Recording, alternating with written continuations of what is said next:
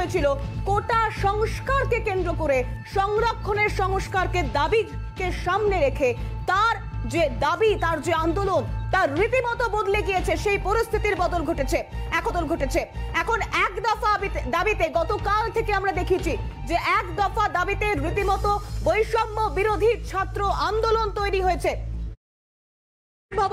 যে এক দফা দাবিতে রীতিমতো বৈষম্য বিরোধী ছাত্র আন্দোলন তৈরি হয়েছে এবং সেই ছাত্র আন্দোলনের গতকাল অসহযোগ আন্দোলন ছিল এবং তারপর সেই আন্দোলন লং টু মার্চ, যা কিনা মঙ্গলে হওয়ার কথা ছিল সোমবার। যে ছবি এই মুহূর্তে আপনাদেরকে দেখাচ্ছি, দেখুন গণভবনের ছবি, অর্থাৎ প্রধানমন্ত্রীর ভবন, গণভবন, সেই গণভবনের ছবি দেখাচ্ছি এবং সেই ভবনের লুটতরাজ শুধু তাই নয়, শেখ হাসিনার বেডরুম থেকে শুরু করে গণভবনের প্রতিটি কোণায় এখন বিক্ষোভকারীরা।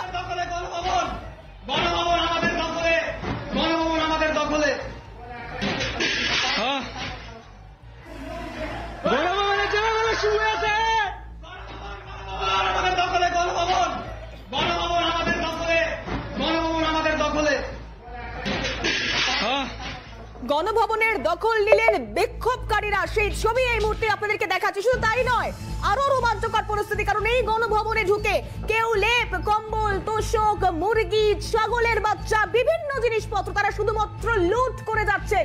সেই ছবি একের পর এক, যে ছবিগুলো বারংবার সামনে আসছে। এই মুহূর্তে যে ছবি দেখাচ্ছি, যে রীতিমতো শেখ হাসিনার বেডরুম, সেখানের দখলদারি চলছে।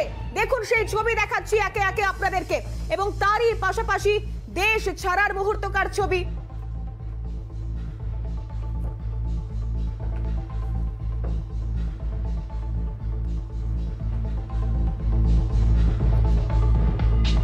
দেশ ছাড়লেন শেখ হাসিনা, হেলিকপ্টারে করে দেশ ছেড়েছেন তিনি।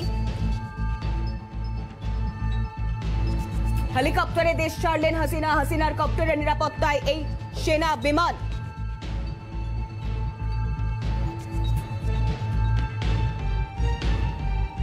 এই মুহূর্তে সেই টুকরো টুকরো ছবিগুলো আপনাদেরকে দেখানোর চেষ্টা করছি। একের পর এক ঘটনায় উত্তপ্ত হয়ে উঠছে বাংলাদেশ।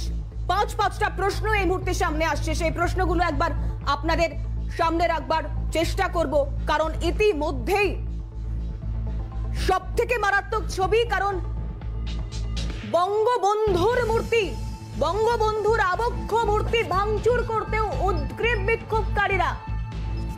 আর সেই পাঁচটা প্রশ্ন যা বারংবার সামনে আসছে রণক্ষেত্রের বাংলাদেশ। একদম প্রথম প্রশ্ন, বঙ্গবন্ধু মুজিবুরের মূর্তি যারা ভাঙছে তারা কারা?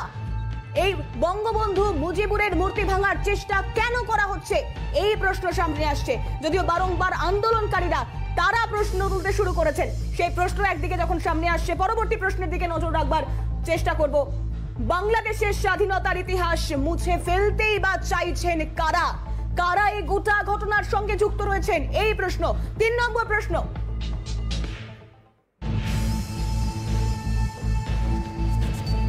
রাজাকার এবং জামাতের উপস্থিতি কি স্পষ্ট? সরকার না রাজাকার? এই প্রশ্ন আমরা সকাল থেকে তুলেছিলাম। 4 নম্বর প্রশ্নের দিকে নজর রাখবার চেষ্টা করব, যেখানে রাজাকার জামাতের উপস্থিতি স্পষ্ট কিনা সেই প্রশ্নের খোঁজ।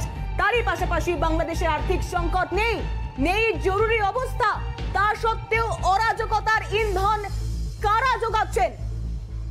আর্থিক সংকট নেই, অরাজকতার অবস্থা নেই, জরুরি অবস্থা নেই, তারপরেও কেন এই পরিস্থিতি? লাস্টে প্রশ্ন, বিচ্ছিন্নতাবাদী শক্তি কি ইন্ধন যোগাচ্ছে বাংলাদেশে?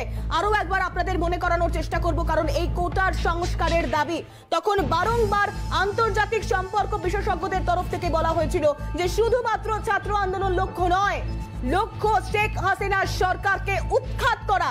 আর আজ যেন সেই পরিস্থিতি স্পষ্ট হচ্ছে।